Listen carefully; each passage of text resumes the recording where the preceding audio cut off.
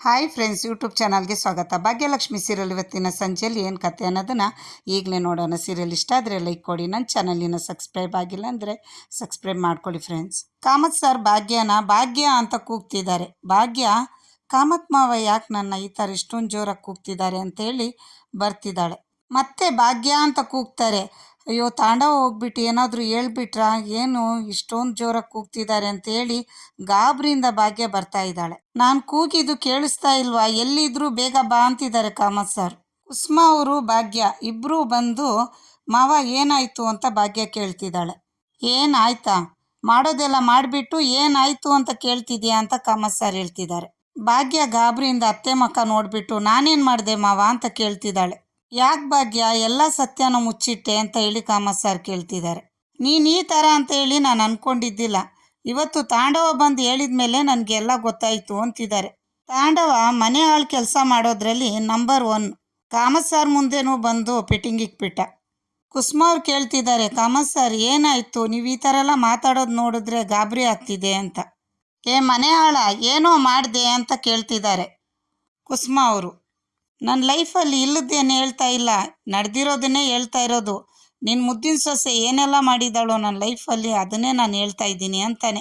ಧರ್ಮಣ್ಣ ಹೇಳ್ತಾ ಇದ್ದಾರೆ ಮಗನಿಗೆ, ಭಾಗ್ಯ ಏನೋ ಮಾಡಿದ್ಲು ಅಂತ. ಏನು ಮಾಡಿದ್ಲಾ, ನನ್ನ ಜೀವನ ಹಾಳು ಮಾಡಿಲ್ವಾ ಅಂತ ತಾಂಡವ ಹೇಳ್ತಿದ್ದಾನೆ. ಭಾಗ್ಯ ಜೀವನನ ತಾಂಡವ ಹಾಳು ಮಾಡಿಬಿಟ್ಟು ಇಲ್ಲಿ ಎಲ್ಲರೂ ಮುಂದೆ ಭಾಗ್ಯನೇ ತಾಂಡವನ ಜೀವನ ಹಾಳು ಮಾಡಿಬಿಟ್ಟಿದ್ದಾಳೆ ಅಂತಿದ್ದಾನೆ.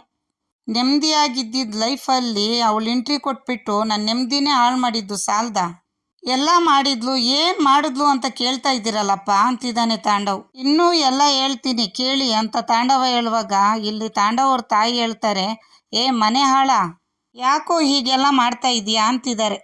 ನಿನಗೇನು ಅನಿಸ್ತಾ ಇಲ್ವಾ ಅಂತಿದ್ದಾರೆ. ನೋಡಿ ಕಾಮತ್ ಸರ್, ಇವನು ಹೇಳಿದ್ದೇನೆಲ್ಲ ನಂಬೇಡಿ ಅಂತ ಕೈ ಮುಗ್ದು ಕೇಳ್ಕೊತಿದ್ದಾರೆ ಕುಸುಮಾ ಅವರು. ಇವನ್ನ ಬಿಟ್ಟು ನಮ್ಮ ಸೊಸೆ ಜೊತೆಲಿ ಇದ್ದೀವಿ ಅಂದರೆ ನೀವೇ ಅರ್ಥ ಮಾಡ್ಕೊಳ್ಳಿ ಅಂತಿದ್ದಾರೆ. ಅದಕ್ಕೆ ತಾಂಡವ ಹೇಳ್ತಿದ್ದಾನೆ, ಕರೆಕ್ಟ್ ಸರ್, ಅದನ್ನೇ ಹೇಳ್ತಾ ಇರೋದು ನಾನು ನಿಮಗೆ ಅಂತಿದ್ದಾನೆ. ನನ್ನ ಬಿಟ್ಟು ಅಂದರೆ ಮಗನ್ನ ಬಿಟ್ಟು ಇವಳ ಜೊತೇಲಿ ನಿಂತಿದ್ದಾರೆ ಅಂದರೆ ಅವಳು ಯಾವ ಥರ ನಾಟಕ ಮಾಡಿದ್ದಾಳೆ ನೀವೇ ಅರ್ಥ ಮಾಡ್ಕೊಳ್ಳಿ ಅಂತಿದ್ದಾನೆ ತಾಂಡವ. ಧರ್ಮಣ್ಣ ಹೇಳ್ತಾ ಇದ್ದಾರೆ, ಬಾಯಿ ಮುಚ್ಚೋ ಕಾಮತ್ ಅವರೇ, ಇವನು ಹೇಳಿದ್ದು ಯಾವುದು ನಂಬೇಡಿ ನೀವು ಅಂತಿದ್ದಾರೆ.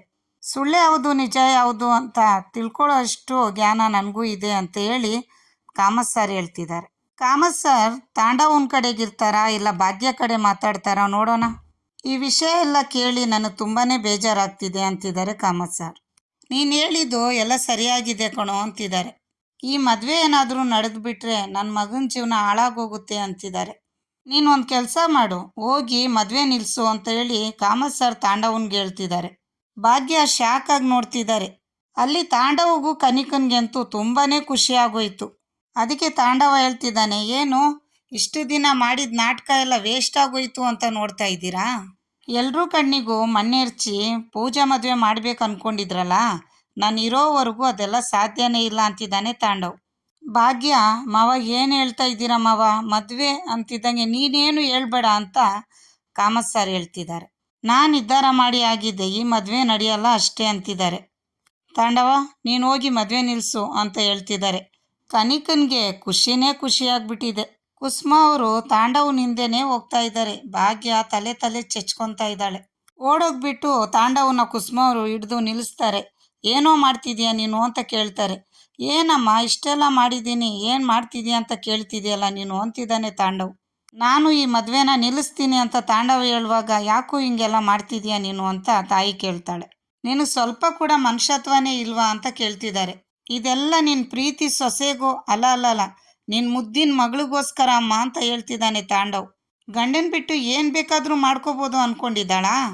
ಈ ತಾಂಡವನ ಕೈಲಿ ಏನು ಮಾಡೋಕ್ಕಾಗುತ್ತೆ ಅನ್ನೋದನ್ನ ಪ್ರೂವ್ ಮಾಡಿ ತೋರಿಸ್ತೀನಿ ಅಂತಿದ್ದಾನೆ ತಾಂಡವ್. ಅರ್ಥ ಮಾಡ್ಕೋ, ಭಾಗ್ಯ ಈ ಮದುವೆಗೋಸ್ಕರ ತುಂಬಾ ಕಷ್ಟ ಬಿದ್ದಿದ್ದಾಳೆ ಅಂತೇಳಿ ಕುಸುಮಾ ಅವ್ರು ಹೇಳ್ತಿದ್ದಾರೆ. ಅವಳು ಎಷ್ಟು ಒದ್ದಾಡ್ತಿದ್ದಾಳೆ ಅಂತ ನನಗೆ ಮಾತ್ರ ಗೊತ್ತು ಅಂತಿದ್ದಾರೆ ಕುಸುಮಾ ಅವರು. ಹೌದಮ್ಮ, ಅಷ್ಟೊಂದು ಒದ್ದಾಡಿದಾಳ ಅಂತೇಳಿ ತಾಂಡವ ಹೇಳ್ತಿದ್ದಾನೆ. ಅವಳು ಜಸ್ಟ್ ನಿನ್ನ ಮುಂದೆ ಒದ್ದಾಡಿದ್ರೆ ಸಾಕ, ನನ್ನ ಮುಂದೆ ಒದ್ದಾಡಬೇಕು ತಾನೇ, ಅದು ನೋಡಬೇಕು ಅಂತಾನೆ ಈ ಮದುವೆನ ಜಸ್ಟ್ ನಿಲ್ಲಿಸ್ತಾ ಇದ್ದೀನಿ ಅಂತಿದ್ದಾನೆ. ತಾಂಡವಿಗೆ ಭಾಗ್ಯ ಮೇಲೆ ಅದೆಷ್ಟು ಹೊಟ್ಟೆ ಊರಿನೋ. ನಿನ್ನ ಮನುಷ್ಯನೋ ಮುರುಗಾನೋ ಯಾಕೋ ಹಿಂಗೆಲ್ಲ ಮಾಡ್ತಿದ್ಯಾ ಅಂತ ಕುಸುಮಾ ಅವ್ರು ಕೇಳ್ತಿದ್ದಾರೆ ಅಳ್ಕೊಂಡು. ನೆಮ್ಮದಿಯಿಂದ ಇರೋದು ಅವಳು ನೀನು ನೋಡೋಕ್ಕಾಗಲ್ವೇನೋ ಅಂತ ಕೇಳ್ತಿದ್ದಾರೆ. ಕೇಳ್ತಾ ಇದೆಯಲ್ಲಮ್ಮ, ನಾನು ಈ ಜಗತ್ತಲ್ಲಿ ಯಾರು ಬೇಕಾದರೂ ನೆಮ್ಮದಿಯಲ್ಲಿ ಇರೋದನ್ನು ಸಹಿಸ್ಕೊತೀನಿ, ಆದರೆ ಆ ಎಮ್ಮೆ ಭಾಗ್ಯ ಮಾತ್ರ ನೆಮ್ಮದಿಯಲ್ಲಿ ಇರಬಾರ್ದು ಅಂತಿದ್ದಾನೆ. ಭಾಗ್ಯ ನೆಮ್ಮದಿಯಾಗಿರೋದನ್ನ ನಾನು ತಡ್ಕೊಳಕ್ಕಾಗಲ್ಲ ಅಂತಿದ್ದಾನೆ. ಅದಕ್ಕೆ ಈ ಮದುವೆನ ನಿಲ್ಲಿಸಿ ಅವಳ ಮಾನ ಮರ್ಯಾದೆಯೆಲ್ಲ ಹರಾಜಿಗೆ ಹಾಕಬೇಕು ಅಂತಿದ್ದಾನೆ.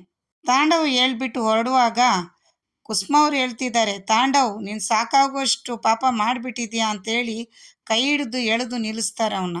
ಕೈ ಮುಗಿದು ಹೇಳ್ತಿದ್ದಾರೆ, ಇನ್ನೂ ಪಾಪ ಮಾಡಿ ನಿನ್ನ ತಲೆಗೆ ಸುತ್ಕೋಬೇಡ ಅಂತ. ನಾನು ಹೇಳೋದನ್ನ ಕೇಳೋ, ಒಳ್ಳೆ ಮನಸ್ಸಿರೋರಿಗೆ ಕೆಟ್ಟದ್ದು ಮಾಡಿದರೆ ಆ ದೇವರು ಮೆಚ್ಚಲ್ಲ ಕಣೋ ನಿನ್ನ. ಬೇಡಮ್ಮ ಬೇಡ, ಯಾವ ದೇವ್ರು ಮೆಚ್ಚಿಸಿ ಏನು ಮಾಡಬೇಕು ಹೇಳು? ನನಗಿವಾಗ ಏನು ಬೇಕು ಹೇಳು? ಈ ಮದುವೆ ನಿಲ್ಲಿಸೋದು, ಅದನ್ನು ಮಾಡ್ತೀನಿ ನಾನು ಅಂತಿದ್ದಾನೆ. ಯಾರು ಏನು ಹೇಳಿದ್ರು ನಾನು ತಲೆ ಕೆಡಿಸ್ಕೊಳ್ಳಲ್ಲ. ತಪ್ಪು ನಿಂದಲ್ಲ ಕಣೋ, ನಿನ್ನಂಥ ಮಗನ್ನ ಎತ್ತಿದ್ದೀನಿ ನೋಡು, ಅದೇ ತಪ್ಪು ನಂದು ಅಂತ ಹೇಳಿ ಕುಸುಮ ಅವ್ರು ಅಳ್ತಿದ್ದಾರೆ. ನೀನು ಈ ಥರ ಆಗ್ತೀಯ ಅಂತ ನನಗೆ ಗೊತ್ತಿದ್ದಿದ್ರೆ ಹೊಟ್ಟೆಲಿದ್ದಾಗನೇ ನಿನ್ನ ಸಾಯಿಸ್ಬಿಡ್ತಿದ್ದೆ ನಿನ್ನ ಅಂತಿದ್ದಾರೆ. ನಿನ್ನ ಮಗ ಅಂತ ಹೇಳೋದಕ್ಕೆ ನನಗೆ ಅಸಹ್ಯ ಆಗ್ತಿದೆ ಅಂತ ಕುಸುಮ ಅವ್ರು ಹೇಳ್ತಿದ್ದಾರೆ. ಇಷ್ಟು ವರ್ಷ ನಿನ್ನ ತುಂಬ ಚೆನ್ನಾಗಿ ಸಾಕಿದ್ದೀನಿ, ಆ ಋಣಕ್ಕೋಸ್ಕರನಾದರೂ ನನಗೊಂದು ಸಹಾಯ ಮಾಡು ಅಂತೇಳಿ ಕುಸುಮ ಅವ್ರು ಕೇಳ್ತಿದ್ದಾರೆ. ಹಿಂದೆ ಕೈ ಕಟ್ಕೊಂಡು ಏನದು ಅಂತ ತಾಯಿ ಕೇಳ್ತಾ ಇದ್ದಾನೆ. ಅಳ್ಕೊಂಡು ಕುಸುಮ ಅವ್ರು ಹೇಳ್ತಿದ್ದಾರೆ, ಕೈ ಮುಕ್ಕೊಂಡು, ದಯವಿಟ್ಟು ರಾಜ ಈ ಮದುವೆನ ನಿಲ್ಲಿಸ್ಬೇಡ ಕಣೋ ಅಂತ. ಭಾಗ್ಯ ತುಂಬ ಕಷ್ಟ ಬಿದ್ದು ಈ ಮದುವೆನ ಮಾಡ್ತಿದ್ದಾಳೆ, ಅವಳ ಪ್ರಯತ್ನನ ವ್ಯರ್ಥ ಮಾಡಬೇಡಪ್ಪ ಅಂತಿದ್ದಾರೆ. ನೀನು ನನಗೋಸ್ಕರ ಏನೂ ಮಾಡಿಲ್ಲ ಅಂದರೂ ಪರವಾಗಿಲ್ಲ, ಇದೊಂದು ಮಾಡೋ ರಾಜ ಅಂತ ಕೇಳ್ಕೊತಿದ್ದಾಳೆ ತಾಯಿ. ಸರಿಯಮ್ಮ, ಹಾಗಾದರೆ ನೀನು ಇಷ್ಟೊಂದು ಕೇಳ್ಕೊತಿದ್ಯಾ ಅಂದಮೇಲೆ ನಿನ್ನ ಮಾತಿಗೆ ನಾನು ಬೆಲೆ ಕೊಡ್ತೀನಿ ಅಂತೇಳಿ ತಾಂಡವ ಹೇಳ್ತಿದ್ದಾನೆ. ಆದರೆ ನಾನು ಹೇಳ್ದಂಗೆ ನೀನು ಕೇಳಬೇಕು ಅಂತಿದ್ದಾನೆ ತಾಂಡವ್. ಆಯಿತು ಆಯಿತು, ನೀನೇನು ಹೇಳ್ತೀಯೋ ಅದನ್ನೇ ಮಾಡ್ತೀನಿ ಹೇಳು ಅಂತ ಹೇಳಿ ನಕ್ಕೊಂಡು ಕೇಳ್ತಿದ್ದಾರೆ ತಾಯಿ. ಸೊಸೆ ಮೇಲೆ ಅಷ್ಟೊಂದು ಸೆಂಟಿಮೆಂಟ್ ಏನಮ್ಮ, ನೀನು ಕೇಳುವಾಗ ನಾನು ಹೇಗೆ ಹೇಳಿಲ್ದಂಗಿರಲಿ? ತುಂಬ ದೊಡ್ಡ ವಿಷಯ ಏನಲ್ಲ ಅಮ್ಮ, ತುಂಬ ಸಣ್ಣ ವಿಷಯನೇ ಅಂತಾನೆ. ಅಪ್ಪನೂ ನಿನ್ನ ಜೊತೆಲಿ ಮನ್ಸು ಮಾಡಬೇಕಲ್ಲ ಅಂತಾನೆ ತಾಂಡವ್. ಆಯಿತು, ನಿಮ್ಮ ಅಪ್ಪನ ನಾನು ಒಪ್ಪಿಸ್ತೀನಿ ಅಂತ ಹೇಳಿ ಕುಸುಮ ಅವ್ರು ಒಪ್ಕೊತಿದ್ದಾರೆ. ವಿಷಯ ಏನು ಅಂದರೆ, ನೀನು ಮತ್ತು ಅಪ್ಪ ಆ ಭಾಗ್ಯನ ಬಿಟ್ಟು ಬರಬೇಕು ಅಂತಿದ್ದಾರೆ ತಾಂಡವ್. ಏನು ಹೇಳ್ತಾ ಇದೆಯಾ ಅಂತ ಹೇಳಿ ಕುಸುಮ ಅವ್ರು ಕೇಳ್ತಿದ್ರೆ, ಹೌದಮ್ಮ, ನನಗೆ ಬೇಕಾಗಿರೋದನ್ನು ನಾನು ಕೇಳಿದ್ದೀನಿ, ನೀನು ಅಪ್ಪ ಭಾಗ್ಯನ ಬಿಟ್ಟು ಬರಬೇಕು ಅಂತಿದ್ದಾನೆ. ಇನ್ಮೇಲೆ ಭಾಗ್ಯ ಇರೋ ಹತ್ರ ನೀವು ಹೋಗ್ಬಾರ್ದು, ನೀವಿರೋ ಹತ್ರ ಅವಳು ತಲೆನೂ ಹಾಕ್ಬಾರ್ದು ಅಂತಿದ್ದಾನೆ. ಯಾಕಮ್ಮ, ಯಾಕೆ ಸೈಲೆಂಟ್ ಆಗಿದೆಯಾ? ಓಕೆ ಅಂತ ಹೇಳೋದಕ್ಕೆ ತುಂಬ ಕಷ್ಟ ಆಗ್ತಿದೆಯಾ ಅಂತ ತಾಂಡವ್ ಕೇಳ್ತಿದ್ದಾನೆ. ನಿನಗೆ ನಿನ್ನ ಸೊಸೆನ ಬಿಟ್ಟು ಬರೋದಕ್ಕೆ ಮನಸ್ಸಿಲ್ಲ ಅಂತೇಳಿ ನನಗೆ ಅರ್ಥ ಆಯಿತು ಅಂತಿದ್ದಾನೆ ತಾಂಡವ್. ನಾನು ಈ ಮದುವೆನ ನಿಲ್ಲಿಸ್ತೀನಿ ಅಂತಿದ್ದಾನೆ ತಾಂಡವ್. ಕುಸುಮ ಅವ್ರು ಅಲ್ಲೇ ಕುಸ್ತು ಕೂತ್ಕೊಂಡು ಬಿಡ್ತಾರೆ. ತಾಂಡವ ಅಡುಗೆ ಮಾಡೋ ಜಾಗದಲ್ಲಿ ಬಂದುಬಿಟ್ಟು, ಹಲೋ ಎಕ್ಸ್ಕ್ಯೂಸ್ ಮೀ, ಇಲ್ಲಿ ಯಾವ ಮದುವೆನೂ ಆಗ್ತಾ ಇಲ್ಲ, ಮೊದಲು ನೀವು ಕೆಲಸ ಮಾಡೋದನ್ನು ನಿಲ್ಲಿಸಿ ಅಂತ ಹೇಳ್ತಿದ್ದಾನೆ. ಅಲ್ಲಿ ಒಬ್ಬ ಕೆಲಸ ಮಾಡೋನು, ನೀನು ಸುಮ್ಮನೆ ಕೆಲಸ ಮಾಡಪ್ಪ, ನೀನು ಕೆಲಸ ಮಾಡಮ್ಮ ನೀನು ಅಂತ ಹೇಳಿ ಜೋರು ಮಾಡಿ ಕೆಲಸ ಮಾಡಿಸ್ತಾ ಇದ್ದಾನೆ. ತಾಂಡವ ಮುಖ ನೋಡ್ಕೊಂಡು ನಿಂತಿದ್ದಾನೆ. ಈಡಿಯೇಟ್, ಮಾಡೋ ಕೆಲಸ ಎಲ್ಲ ವೇಸ್ಟ್ ಆಗುತ್ತೆ, ನಿಲ್ಲಿಸ್ಬಿಡು ಅಂತ ಹೇಳಿದ್ರೆ ಗಾಂಚಲಿ ಮಾಡ್ತಿದ್ದಾನೆ ಅಂತ ಬೈಕೊಂಡು ಹೋಗ್ತಿದ್ದಾನೆ. ಅಲ್ಲಿ ಡೆಕೋರೇಷನ್ ಮಾಡ್ತಿರೋವನ ಹತ್ರ ಬಂದ್ಬಿಟ್ಟು ಹೇಳ್ತಾವನೆ ತಾಂಡವ, ಹಲೋ ಬಾಸ್, ಏನು ಮಾಡ್ತಾ ಇದ್ದೀರಾ? ಇಲ್ಲಿ ಮದುವೆ ನಡೀತಾ ಇಲ್ಲ, ಇಲ್ಲಿಗೆ ನಿಲ್ಲಿಸ್ಬಿಡಿ ಅಂತಾನೆ. ಅಲ್ಲಿ ಕೆಲಸ ಮಾಡ್ತಿರೋ ಹುಡುಗ ಒಬ್ಬ ಹೇಳ್ತಾನೆ, ಏನೋ ನೋಡ್ತಾ ಇದ್ದೀರಾ, ತಂದಿಡ್ರೋ ಎಲ್ಲ ಮಾಡ್ರೋ ಅಂತ ಹೇಳಿ ಅವರೇನೋ ಹೇಳ್ತಾರೆ, ನೀವು ಕೇಳ್ಕೊಂಡು ನಿಂತಿದ್ದೀರಾ ಅಂತಾನೆ. ಹಲೋ ಬಾಸ್, ಕನ್ನಡ ಬರಲ್ವಾ ಅಂತ ತಾಂಡವ ಕೇಳ್ತಿದ್ರೆ, ಅಲ್ಲಿರೋ ಹುಡುಗ ಒಬ್ಬ ಹೇಳ್ತಾನೆ, ಕೆಲಸ ಮಾಡೋನು, ಸರ್ ತುಂಬ ಕೆಲಸ ಇದೆ, ಸುಮ್ಮನೆ ತಲೆ ತಿನ್ನಬೇಡಿ ಹೋಗಿ ಸರ್ ಅಂತ ಹೇಳ್ತಿದ್ದಾನೆ. ಯಾರಿಗೂ ನನ್ನ ಮೇಲೆ ನಂಬಿಕೆನೇ ಇಲ್ಲ, ಎಲ್ಲರಿಗೂ ಹೇಳ್ಕೊಂಡು ಸಾಯ್ತಾ ಇದ್ದೀನಿ, ಒಬ್ಬರು ನನ್ನ ಮಾತು ಕೇಳ್ತಾ ಇಲ್ಲ ಅಂತಿದ್ದಾನೆ ತಾಂಡವ್. ಅಲ್ಲಿಂದ ಬಂದು ಮೆಟ್ಲತ್ರ ನಿಂತ್ಕೊಂಡಿರ್ತಾನೆ. ಎಲ್ಲರೂ ಅಲ್ಲಿಗೆ ಬರ್ತಾರೆ. ಇವಾಗ ಕಾಮ ಸರ್ ಅಲ್ಲಿಗೆ ಬಂದು, ಯಾಕಪ್ಪ ಇಷ್ಟೊಂದು ಟೆನ್ಷನ್ ಆಗಿದೆಯಾ, ಇಲ್ಲ ಕೋಪ ಬರ್ತಿದ್ಯಾ ಅಂತ ಕೇಳ್ತಿದ್ದಾರೆ. ಕೋಪ ಮಾಡ್ಕೊಳ್ಳಿಲ್ದೆ ಇನ್ನೇನು ಮಾಡಲಿ ಸರ್, ಯಾರೂ ನನ್ನ ನಂಬ್ತಾನೆ ಇಲ್ವಲ್ಲ, ಎಲ್ರಿಗೂ ಹೋಗಿ ಹೇಳ್ತಾ ಇದ್ದೀನಿ ಮದುವೆ ನಡೆಯಲ್ಲ ಅಂತ ಹೇಳಿ, ಯಾರೂ ನನ್ನ ಮಾತು ಕೇಳ್ತಾನೆ ಇಲ್ಲ ಅಂತಿದ್ದಾನೆ ತಾಂಡವ್. ತಾಂಡವ್ ಮನೆ ಹಾಳು ಮಾಡೋ ಕೆಲಸ ಮಾಡ್ತಿದ್ದಾನೆ ಅಂತ ಹೇಳಿ ಮೋಸ್ಟ್ಲಿ ಎಲ್ರಿಗೂ ಗೊತ್ತಾಗೋಯ್ತೇನೋ. ಅವ್ರಿಗೂ ಈ ಮದುವೆಗೂ ಯಾವ ಸಂಬಂಧನೂ ಇಲ್ಲ, ಅವರೆಲ್ಲ ಬಂದಿರೋದು ದುಡಿಮೆ ಮಾಡೋದಕ್ಕೆ ಅಂತೇಳಿ ಕಾಮತ್ ಸರ್ ಹೇಳ್ತಿದ್ದಾರೆ ತಾಂಡವನ್ಗೆ. ಅವರೇ ನಿನ್ನ ಮಾತು ಕೇಳ್ತಾ ಇಲ್ಲ ಅಂದಮೇಲೆ ನಾನು ಕಿಶನ್ ಅವರಪ್ಪ, ಈ ಮದುವೆ ನಡೆಸ್ತಾ ಇರೋದೇ ನಾನು ನಂಬ್ತೀನ ಹೇಳು ಅಂತಿದ್ದಾರೆ ಕಾಮತ್ ಸರ್. ಖಂಡಿತ ನಂಬಲ್ಲ, ಈ ಮದುವೆ ನಡೆಯುತ್ತೆ ಅಂತ ಹೇಳ್ತಿದ್ದಾರೆ. ಭಾಗ್ಯ ಕುಸುಮ ಅವರು ತಾಂಡವನ ಗುರಾಯಿಸಲ್ಲಿ ಏನೋ ಮಾಡ್ಕೊತೀಯ ಇವಾಗ ಅಂತಿದ್ದಾರೆ. ತಾಂಡವ ಹೇಳ್ತಿದ್ದಾನೆ, ಎಕ್ಸ್ಕ್ಯೂಸ್ ಮಿ ಸರ್, ಯಾವ ನಂಬಿಕೆ ಮೇಲೆ ನೀವು ಮದುವೆ ಮಾಡ್ತಿದ್ದೀರಾ ಅಂತ. ಇನ್ನೂ ಭಾಗ್ಯ ಬಗ್ಗೆ ನಿಮಗೆ ಗೊತ್ತಿಲ್ಲ, ತುಂಬ ಒಳ್ಳೆಯವಳು ಅಂತೇಳಿ ನಿಮ್ಮ ಮುಂದೆ ನಾಟಕ ಮಾಡಿದ್ದಾಳೆ. ಏಯ್ ಸಾಕು ನಿಲ್ಲಿಸೋ, ಸುಮ್ಮನೆ ಏನೇನೋ ಮಾತಾಡಬೇಡ ಅಂತಿದ್ದಾರೆ. ಕಾಮ ಸರ್, ಭಾಗ್ಯ ಎಂಥವಳು ಏನು ಅಂತೇಳಿ ನನಗೆ ಚೆನ್ನಾಗಿ ಗೊತ್ತು. ಏನೂ ಗೊತ್ತಿಲ್ಲ ಸರ್ ನಿಮಗೆ ಅಂತ ತಾಂಡವ ಹೇಳ್ತಾನೆ.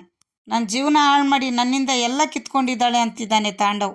ಅಪ್ಪ ಅಮ್ಮ ತಮ್ಮ ನನ್ನ ಕೆಲಸ ಎಲ್ಲ ಕಿತ್ಕೊಂಡಿದ್ದಾಳೆ.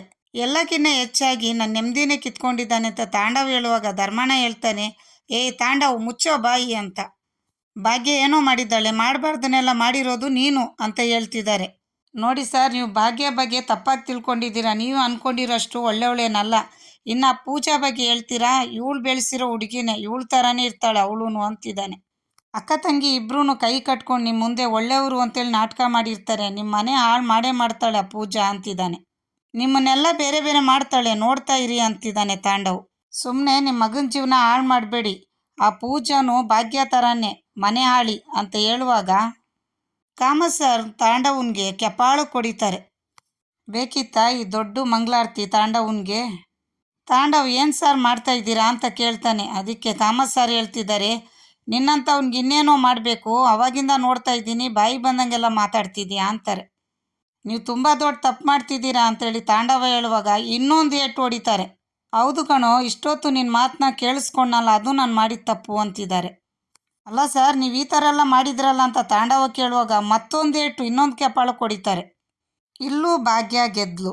ತಾಂಡವನ ಸೆಕ್ಯೂರಿಟಿಗಳು ಹೊರಗಡೆ ತಳ್ಳೋದನ್ನು ಆದಿ ನೋಡೇ ಬಿಡ್ತಾನೆ. ಇವತ್ತಿನ ಕತೆ ಮುಗೀತು. ನಾಳೆ ಸಂಚಿಕೆಯಲ್ಲಿ ಏನು ಕತೆ ಅನ್ನೋದನ್ನು ನೋಡೋಣ. ಬಾಯ್.